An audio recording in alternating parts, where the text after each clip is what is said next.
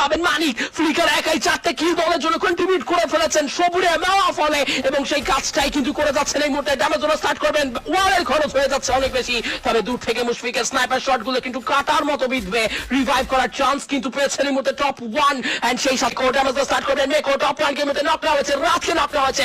M7 এর ব্যবহার তিনি করে উঠতে পারেনি। ফ্লিকার ট্রাই করবেন, পারবেন কি সেখানে কাজের কাজটা করতে? লজন ব্যাটেলের মধ্যে সাকিব এইচপির একটা ঘাটি, শুভ এর মধ্যে এন্টার করতে চায়, তবে পেছন থেকে সাপোর্ট রয়েছে মুশফিকের তরফ থেকে, বাট না, ফ্লিকার অনেক বেশি বিপদে পড়ে যাবেন এবার, কারণ তিনটা প্লেয়ারকে চোখের সামনে হারাতে দেখছেন তিনি।